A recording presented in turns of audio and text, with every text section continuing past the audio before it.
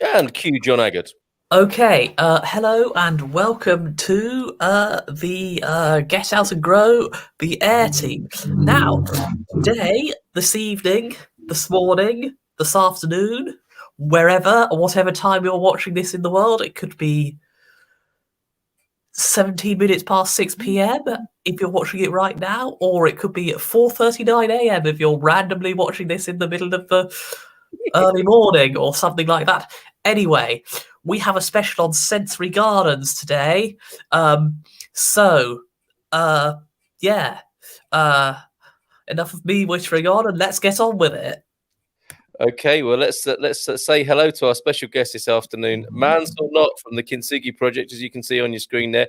If you want to have a look at the website, there it is, KinsugiProject.org in Plymouth, in Devon, in the UK. Welcome, Mansel. How did you get involved in this? Tell us a bit about it. And what's with that funny name? Not Mansel, I mean Kinsugi. I got two stories there, but so yeah, the name came about after I wanted to start a garden for people with disability that can make it as accessible for people with mobility issues as much as it is for everyone else. So. After sort of formulating a group of people, we wanted to expand on other projects as well. So we've got the Kinsugi radio station, and we've started a community food bank fridge as well, based in Plymouth also. So we're developing different ideas all the time, but we couldn't sort of give it a garden name, which is what I had originally, which was the Paradise Project. And so we came up with the Kinsugi Project, and the Kintsugi is a Japanese art form of broken ceramics that get welded back together with gold. So much so that an ancient emperor once believed that it was far more beautiful to look at something that was broken and repaired than to look at the original vase that was broken in the first place. So it's a bit of a metaphor. But what I like about it is people do ask us that very question, Carl. So yeah. That's how it came about. Well, there's a familiar face. There we go. We're still waiting for the royalties on that one, aren't you? There's Anna. You have some involvement in this. Would you care to explain your part in it?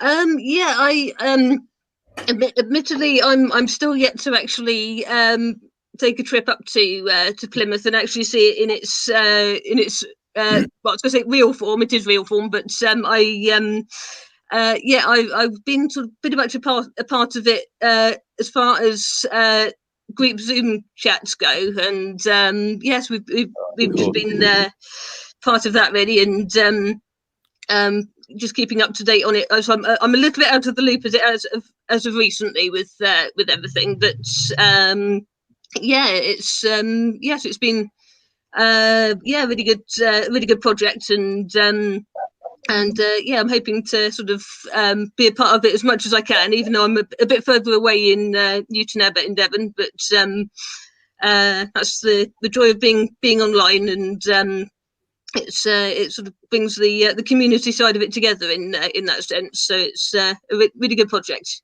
Not too far away to be one of our newest DJs, though, Anna. Yeah, I am. Yes, currently doing a bit of radio, and kit is working very well. I'm actually able to broadcast from home, so if you do want to find out a bit more about that, get in touch with Mansel, and it's really good. Fabulous. Okay, so we got an hola from Paul and Louise over there in the UK, a bit further north than you guys in Plymouth. Boa tarde a todos. Louise is with you this lovely sunny spring evening after a snowy start this morning. Wow, what a contrast over there in the UK. How is it in Plymouth tonight, Mansel? Well, if you looked out the window, you would probably see lovely blue skies, but the winds are blowing the trees really mad, and it is absolutely freezing. So yeah, you're a bit jealous of Lee's tomatoes. He was showing you the tomato system, and he's got his tomatoes outdoors. He's sat out on his balcony right now. Look, just taking it easy and tuning in with us tonight. The head gardener, who's usually the host of our leading our Q&A, but I think just having a little neb tonight and seeing what's going on with this beautiful garden of yours at Kinsugi in Plymouth. And we were a little bit at cross purposes because we were thinking it might be a virtual tour, but we can do that anyway by the magic of all this technology. And I'll run this VT in the background, which will give us a nice, reference point to talk about. Which is, I don't know how long ago this was. Oh, it was literally March the 1st. It was St. David's Day, and I thought it was very apt, since I'm Welsh, that we were going to have a launch. We were going to have a launch then, but to be honest, the lockdown was still a bit heavy, so I turned it more into this is what we've been doing. This is a close up of what we've got at the moment. What you're looking at is right at the bottom end of it, where we've got some compost heaps, and myself and Paul from the warehouse at our associative company, Leadworks, built the pathway. It's a concrete pathway to make it easier for people to be pushed up. But it's on quite an incline, so you'll see there's this green bank at the top here. We cut a hole in that bank, which is just come off screen there on the left. That we cut a hole out to allow people to reverse their cars up to it. So where the site is at the top, it's quite level, so people can be delivered up there if they have mobility issues. We're still yet to get some cellular grids that are going to come down as a track. So when the ground is wet, cars have traction, so that they can get up to the top. But no, we had. Go on. Sorry. Yeah, I can hear you. Yeah, so at the very top there, you'll see there's a thing that looks like a cabin. Well, that was literally a steel storage container. And if you have a look on our website, you'll see what it originally looked like. And it was pretty much going to be unmovable. It would have cost us over tens of thousands to replace it. It was a storage container originally, come site office on some building site somewhere, and some community project got it delivered there as a cabin, but it just rusted to bits. So I couldn't really see myself spending the time of refurbishing metal, and I ended up just cladding it with feather edge wood. So what we chose to do then was what I chose to do then was undertake creating some sort of veranda at the front, because I was conscious of the fact that people might want to sit outside, but not necessarily in the rain. But then had to think about a ramp as well. So we created this ramp, and the whole thing. I applied for a grant about 2 years ago, and I was asked to cost it, and it's so impossible to cost something that you've never built before. And the whole cabin thing became a bit of a money pit, because obviously we were trying to overcome problems with the fact that it was tilted. It was, we had to work out some sort of doors for people to be able to get in. So we ended up getting those French doors as well. And the amount of wood that went into making the ramp and the veranda, the decking, was a lot more than first anticipated. So, I mean, the thing is, COVID's pushed all the price of wood up as well. Right at the beginning, last March last year, when COVID became an issue, all the docks had shut down. Apparently, Tilbury Docks in London is where they get all the imported timber, and that was totally shut down for about a month or so. And then the building merchants had shut. But obviously, once it opened, there was a huge demand for it, so a lot of the costings went up. But yeah, no, that's what it looks like at the moment. It's amazing, absolutely. Any questions so far, team? Yeah, can I ask where you got your grant money for? Yeah, there's a local trust called the North Yard Community Trust, and they deal with about 3 or 4 local towns of Plymouth that are close to an incinerator. And the incinerator, I think it was going back along to get where they're located, there was a lot of public disapproval. So a deal was done that they would give back something like £100,000 a year to the community. So, but they couldn't do it directly, so they had to set up a trust, and this local trust here is the one that manages it. Now, in hindsight, I probably could have found easy ways of getting the money, because it literally took me 18 months to actually get the money out of them. But yeah, no, they came up with just under 10,000 for the project, and we pretty much nearly spent all that. So yeah, wow. We go far. Yeah. And do you have a GoFundMe page yet? Going back in the early day of it, yeah, we did have a GoFundMe sort of thing going, but that was when we were sort of raising peanuts, really. We basically we get regular funding through our website through various means, whether it's PayPal or Stripe, where people can make donations and become a recurring donor as well. So we get a little dribble feed through that, but we've sought other funding for other projects. I mean, the co-op gave us a little bit of money as well, and I managed to coax a few councillors out of a bit of cash as well. So Good on you. Well, unfortunately not my local ones, but so I'm waiting for them to knock on my door next week, so I can tell them all about that. So yeah, they'll be encouraged now, won't they? Given that others might have coughed up, but not on the local doorstep. Hopefully that will help them get their hands in their pockets. We have some questions. What was the land used for before the Kintsugi project, Mansel?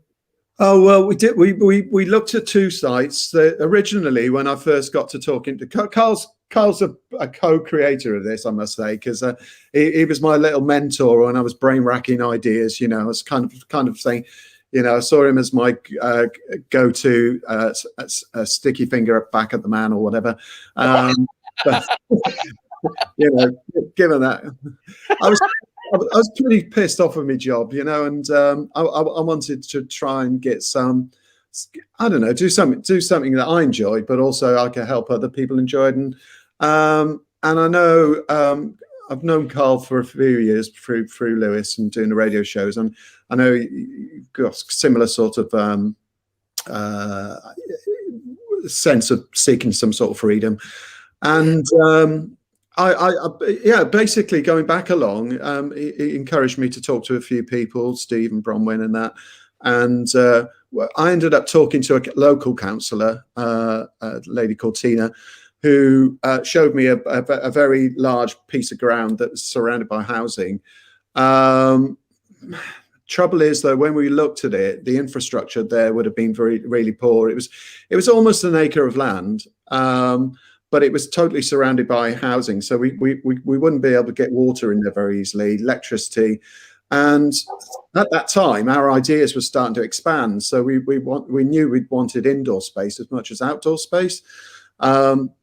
So we moved on from that, and the leader of the council, a chap called Tudor Evans, who's another local councillor for me, he's the one I'm waiting to knock on my door, he suggested I take a look at a place they call Pool Farm, which is a farm that they own, but it was just about to undergo a lot of major road development around it. Long term, that would have been perfect. You know, it sounded quite idyllic having a farm, but the local council had no no understanding of how to accommodate people with disability. They gave us an old cottage, which would be shared with other people, but gave us a room at the top of a rickety old stair. And any toilet facility was impossible to get anybody with a wheelchair to. And we just got quite frustrated in how there was no understanding whatsoever about who the people we were representing or wanting to represent. So we walked away from that. But just about that time, I'd managed to find myself an allotment site that had a community end to it. So there was quite a large chunk of land which was for community groups. And at the same meantime, myself and Bronwyn have found the warehouse for the indoor space. So between it both, it sort of killed two birds with one stone with two plots, really. So yeah. And that's the one we see now in front of that we've had a little bit of a virtual tour of. Yeah, that's it. We had to we've laid down quite a lot of hardcore 20 mil to dust stone. So we've had to do a lot of compacting. Mute him up. Yeah, go on. All right. Yeah, so we were trying to make it so that wheelchair users can actually just use it, without sort of worrying about muddy ground and stuff like that. Right. Try to make it as level as we possibly can. And we've even got an accessible toilet that was, there it is, there's our accessible toilet. Not quite accessible totally yet. At the moment, you can see it was lifted off the ground as we were going to level the ground behind it. And we've got to build a bit of a ramp to it as well. Oh, I forgot I'll give you a little tour. Going in. Yeah, you're going in. So it's a compostable toilet. Everyone has to sit down. Number one's at the front, number two's at the back. They literally collects it all in a bucket, so you can store it. It'll ferment away with sawdust, or stopping the smells. And at the back, there's a little trap with a pipe that comes out and collects the number ones.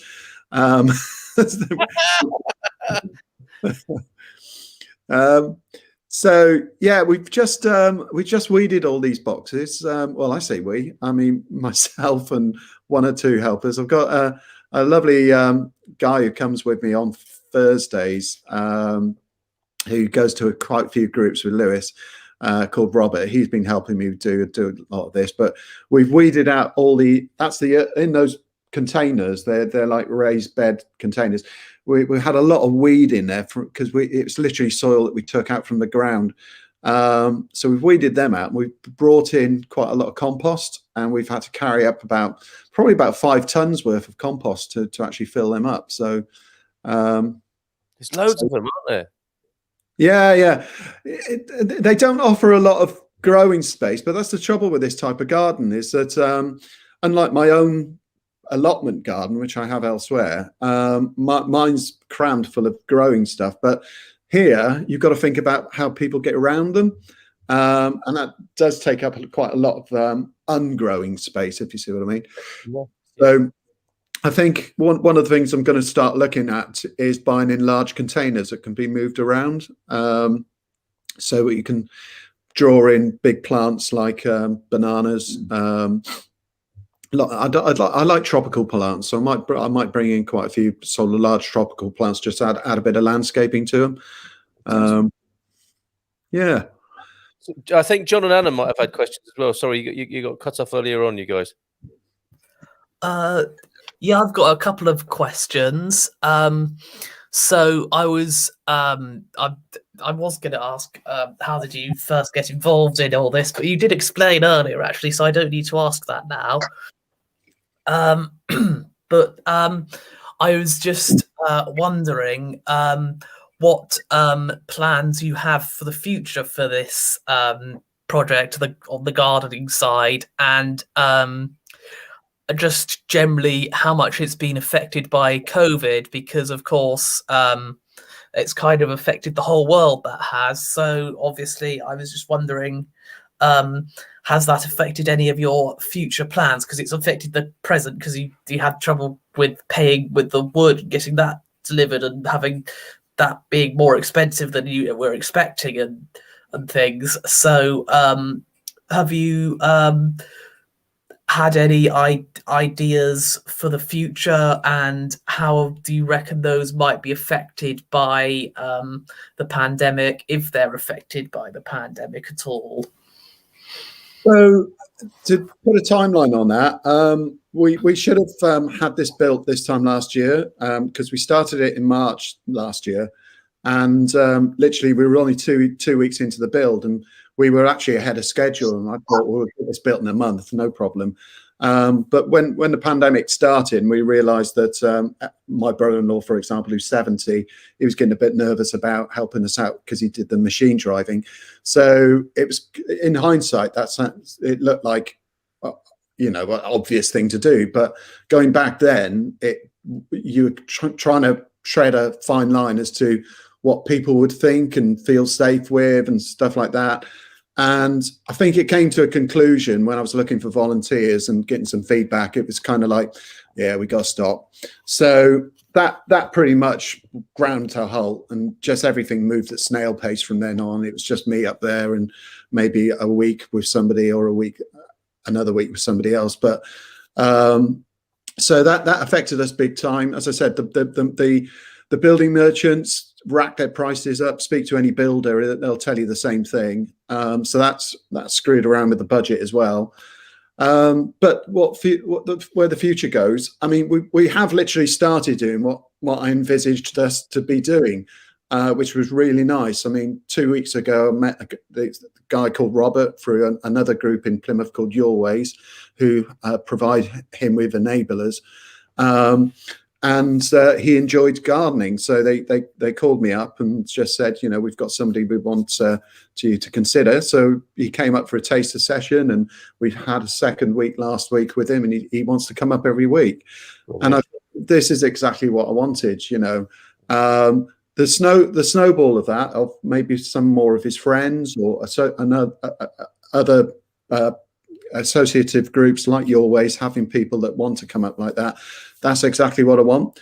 But then I always wanted to build in people from other walks of life as well. And I was always keen to actually get people involved in the military, not necessarily directly in the military, but their families, people who are a bit disjointed because they have to live on military bases and things like that, and move around a lot around the country, so never actually get to meet people and stuff. So yeah, I want them involved, because I think there is a future in sharing experiences and life skills, and just having an understanding of what different challenges they have. But the physical future, in terms of what development of the project as well, is that you've had a sneak view of the cabin. Then I'm starting to talk about doing up the inside of the cabin. So we've got like a kitchen, a rest area, and just turn it into a bit of a caravan effect, if you see what I mean. So people can actually come in from the rain and just, if they can't meet up and stand outside, they can actually have a chin wag inside and just feel a bit more homely. So that's the next stage forward. Yeah. Anna, we need you unmuted. There you go. Oh yeah. So I wasn't quite sure if we just covered the question on screen or not, but I've just seen that we have Bronwyn listening as well, by the way. And watch out, behave, everybody. Bronwyn's here. I'll try to. And we've had a question. I was going to ask a question. I'll see if I can remember it in a moment. We've had a question in of, what do the local residents and allotment owners think of the project? Are they starting to help out and offer support? So initially, people were starting to be horrified at the fact that we were bulldozering daffodils out of a little bank of ground. It's quite a massive bit of earth that we moved, and I probably felt that a few of the older people were like frowning on us a little bit to start with, because we stopped at a point where the whole place was just stood in time as a building site, really, really messy. But the people that were coming over as allotmenteers, they understood what we were doing, and as they saw the 12 months unfold and me starting to change the look of it, really, really positive, really positive. The local people outside the allotments, I canvassed quite a lot of opinion before I went in there, and I door-to-door knocked to probably about 100 houses or so, and had a really positive response. In fact, out of probably about 130 houses, I only had one person who didn't like it. But he seemed to come across as a nut job anyway. Okay, fair enough. Not in any way judgmental. No, Just speaking as you find. Just speaking as you find. Does he want his boat back? That's my question. Yeah, that's right. We took his boat and sunk it. Okay. No, we got that from the Royal Navy. So I'm hoping to still maintain some contacts in the Navy, and they said, "Would you like it for the allotment?" And it was intended originally as a planter, but it was so scruffy looking, and I really didn't want to, because I had priority jobs to do. I didn't really want to spend my time doing up a fiberglass boat, so we just decided to sink it in the ground and repair what we could repair and just start filling it up with water. So I've just bought a load of grasses and reeds that can sit in the water and grow. I'm waiting for some pond lilies to be available as well. So you've probably got them already, haven't you, in Portugal? But yeah, so you would like to do that, yeah. Terrific. Gary's here tonight. Hello, Gary. I know a lot of green growers here in Portugal who have ended up with too much land and don't really know what to do with it. We should find a way to make this land available to local people to use. This would solve the problem of land maintenance, and I'm sure, knowing the Portuguese way, they would happily donate some produce to the landowner.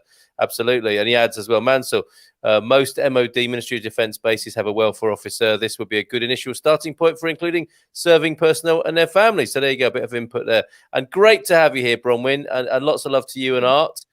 Thank you for joining us tonight. It looks like Mansel's actually running across the countryside now in this footage that we've got here. What's going on now? Oh, right. Well, I was expecting a delivery that day, and I was hoping to do the broadcast before the delivery came, but the delivery arrived halfway through the broadcast, which was good, I think, because the feedback I had was it was a little bit more entertaining than listening to me. But you've had a haircut. You've had a haircut, and like you look like you've got an owner again now, mate. A what? You look like you've got an owner. An owner? Yeah. What's that mean? Like a stray dog gets a bit kind of muddy and shaggy, right? And then when he gets back to his owner again, he gets a nice little bath and a trim. Oh, right. Okay. Yeah. Well, the thing is, my hair's getting so long now; it's starting to flatten out so much as the day goes on. So. And I just had to get rid of the beard. I'm starting to look like my dad. So, so this is you go to meet the delivery driver, then, by the look of it. Yeah. All right. Anna, we've got another question in there. If you want to take that one. Yeah, I was just trying to work up I want to ask as well. We've got one of once lockdown is past. This is probably an idea, I think, but once lockdown is passed, why not hold an open day for the allotment holders' immediate residents? Yeah, we actually plan on doing that, and we've been planning it for a year, haven't I? So, but now we've got a bit more of an idea of when it might be safe. Who knows what might be around the corner? But I think the whole lockdown finishes sometime in the middle of June. So I'm looking to try and do some sort of an open day evening event, sort of towards the end of June, maybe July, when we can sort of, sort of keep our fingers crossed that the weather's going to be pretty reasonable. And we're going to link up with our associated company, Leadworks, to organise some sort of events where the locals, the other allotment people can all come along. And basically anybody that's had anything to do with the project from the beginning, they're all welcome, and plus people elsewhere. So we just want to get it out there, and we haven't we've had so many false starts and non-starts that we just think, yeah, okay, it might be late. We might have already started having visitors, but we're going to have an opening event so everybody can look and see what's going on. Blimey, this looks a bit serious now. What's going on? Right. Well, there's a tractor that's come all the way from Brixton in Devon, not Brixton, London, and and it's driven all the way with 5 ton of compost, organic compost, and the guy. Yeah, he's going to empty it on a patch that I thought would be quite a useful patch, quite close to the allotment. But with it being on a hill, unfortunately, he ended up dragging it down the slope a bit. So it wasn't quite the pile I wanted, but there we go. Well, Other people remember this guy from the A38 that day, don't they? Yeah, I'm sure the other 5 ton is along there somewhere. Yes. So we've had quite a lot of large machinery up here.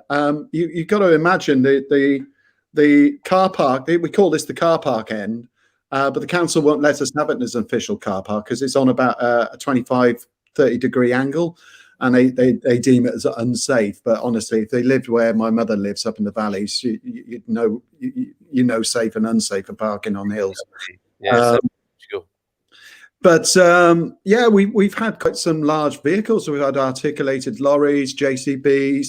I've even had a box lorry driver delivering those pallet containers, who wouldn't listen to me and insisted on driving right up to the top. And he ended up going into the trees down the bottom there, as you see just down there. And fortunately, my brother-in-law had the JCB and we had to tow him out. But for which after I've got the video somewhere. I wish I could quickly just instantly put it up for you, but it's quite funny because the guy was accelerating his wheel so much that when he got grip, he almost went into the JCB behind him. And my brother-in-law, he's 70, but he's 50 years in civil engineering. He's still quick enough to swing the bucket out the way, so he didn't go into it. And we filmed the whole thing, and it was like, whoa! It's like, you know, toys, amazing. Yeah, it's been quite an adventure. Yeah, definitely. All right, John or Anna, anything? We got another question as well from Louise. Oh yeah, I was just going to say I realise this is probably completely different, but I was going to sort of put this in a. Do you have a preference as to which one you prefer? But out of a sort of landscaping project in a commercial sense like this one, or landscaping your own garden, is it quite a different experience? And is there one you prefer, or are they just too different to choose between? I think I've only done two gardening projects. One's been my allotment, and the other one's this. So this has been totally different because I've had to do it with thought that for other people. So I've had other people in mind while I'm building it, whereas my own allotment is just being built as I like it and as my wife Mary likes it, and kind of like we'll do this and we'll do that. You know, there's no other thought needed for that. But for this, we've had to think about, you know, accessibility, and we've had to think about what would look nice, you know, how easy is it to get around, and how safe can we make it, you know. So, and I've never had to think about things like that before, you know. It's always been done for me in the past, so this has been very much different. Yeah. Superb. Have you thought about contacting the team at Kitchen Garden Magazine for either to do a piece, or if they have spare seeds to donate? You can only ask. So a lot of lovely ideas coming from Louise. I guess you will send out a few press releases at some point. I think if we eventually, you can see it's looking quite bare now, so it's difficult to call it a garden until you've got stuff growing in there and starting to green it up a bit, as I was saying in our meeting earlier. The trouble is, if you want to instantly green it up, you end up buying mature plants, which are quite expensive. So you know, I'm at the stage now. I'm starting to work with seedlings and cuttings and stuff to try and eventually bring them over. So it's not going to be an instant green area.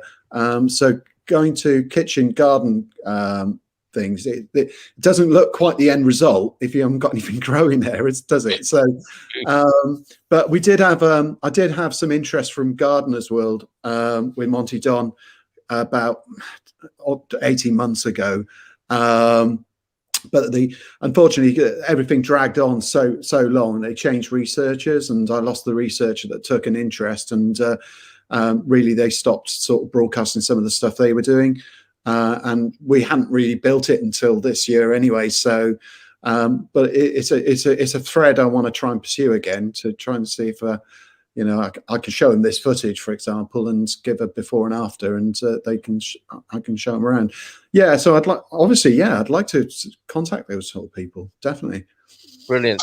And are we at cross purposes? Because we thought we were going to be talking about sensory gardens. Is that a longer term aspiration? Oh, it was just trying to get a feel for what you guys were wanting to talk about tonight. So So I think John mentioned something about sensory, or was it you, Anna? I can't remember. But and I said, yeah, that's fine. But I didn't know I was going to be talking about that or even doing a tour. So I would say, yeah, no, that's going to be a key thing. I mean, for example, I've just done a load of cuttings from all the herbs from my own allotment because they have a lot of smell to them. So I've just got them preparing. I'm preparing them in my polytunnel at the moment to bring over. And I've got a lot of lupins which offer a lot of colour, which I've just planted just below that window. You see the shutters there on there. So just below there, I've planted out a load of lupins, which I've managed to acquire from local garden centres. And yeah, it's just bringing stuff over that people. I'm also going to be doing quite a lot of sweet corn now. I like sweet corn not just for the sweet corn, but I like it for the noise that it makes. Yeah. So when the wind's up, it does make a really good reedy, windy sort of grassy noise. So I do like that. So yeah, I do like all those aspects of smell, sound, and sight, and that's going to be a big feature up there. That's for sure. Yeah, Lee, you've worked on a few municipal projects, haven't you? Have you worked on anything like this? Smoky. I've worked on very similar projects. Yeah, very similar projects. From start to absolute completion on a few of them. I really like the look of this. It's got a lot of potential. It's got a great space. It's nice and open. It sounds like you've got some good support. Yeah, it should go really well. Yeah. Well, thanks for that. It's always difficult when you're trying to please everybody all the time. You want to encourage people to come in. You want to make it accessible, but you also want to make it worthwhile, so you get everybody gets something out of it. So it's very challenging. Yeah. Looks fantastic. That's really pleasing to hear from you. Thank you, because obviously you're a very keen and established gardener, so I appreciate that. Yeah, no, I mean, you know, things I do in the cabin and that. I'm not a tradesman, so I've got a reputation in the family of not being great at DIY and things not going up straight and stuff, you know. But the one thing I can stand proud on is the fact that anybody that says, "Ooh, don't like the straight or not, don't like the look of that, need to get that straight," I can turn around and say to them, "Well, where were you?" You know. Yeah. So exactly, put it up or shut up. You can always call it rustic. It's a rustic effect. Listen, we represent a group that doesn't believe in imperfections or perfections. So, you know, at the end of the day, it is what it is. So that's what it represents. You know, it is what it is. Yeah. Just going back to the sensory garden bit. I think people always imagine a sensory garden to be a quiet space where you can sit and relax and touch and feel and smell things. That's not always the case. It's not always the case with sensory gardens. Some people like to get in and get involved. You've already talked about people from the Ministry of Defence being there, encouraging them, older people. Some of the 2 or 3 of the sensory gardens I worked on were for people with mental illness.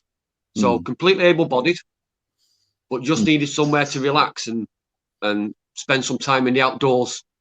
So it expands your opportunity with plants. So rather than going for the lavenders and the buddleias and the sensory plants, it means that a potato bed can be involved, and it means, like you say, the corn can be involved. Not a necessary sensory plant, but people do get something back from it. They get the experience of coming and digging up the potatoes and seeing their own work progressing. So, yeah, as varied as possible. You can't go far wrong. So, 4 or 5 of those beds that were on the far side, just as we came off shot there, they're full of potatoes at the moment. But at the back of the cabin, where we've got the pond, That's the idea of exactly what you're talking about. Not necessarily your lavenders and your chives and stuff like that, but we've got this massive overgrown, literally because no one's had the plot for so long. It's got bramble, and it's literally almost overtaken quite a large area. But I've resisted any notion from anybody that's visited to get that cut back, purely for two reasons. One's for privacy, but the other one is there's so much wildlife living in it. Yeah. When you sit at the back of the cabin and you're looking at the pond and everything, you do hear so many different birds and stuff. So yeah, it's not necessarily the smelly and good feely leaves and stuff like that. It is what's around you. We did a project at a nursery school 10, 12 years ago, and I think they spent around £30,000 for the initial budget. God. And the most popular thing was 2 really cheap bird boxes that we bought in.